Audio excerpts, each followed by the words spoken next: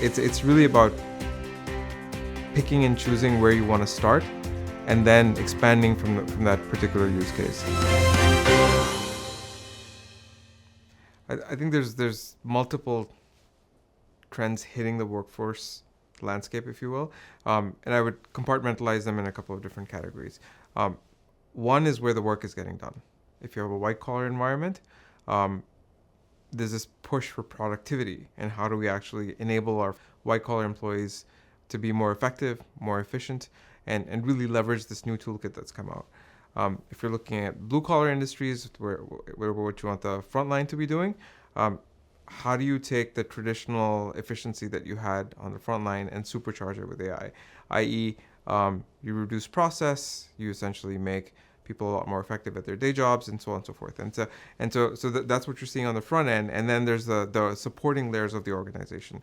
So a company like ADP, we support HR teams, but we also support the middle layer of operating teams that help you run your company and run your organization.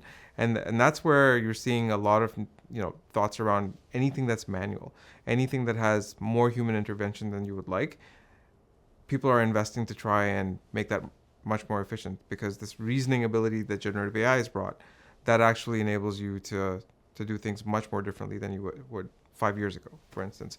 And so you're seeing a lot of capital flow into that application layer, but there's also this need to just modernize what you had. It's really about picking and choosing where you want to start, and then expanding from that particular use case. And this whole, hey, let's just apply AI across the board,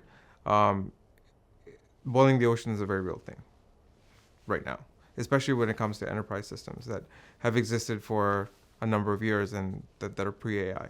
It's easy to get lost in this realm of why you're trying to integrate some of this tech into, you may not have the semantic layer work to that extent where you can identify where things are, and your AI may not be that effective.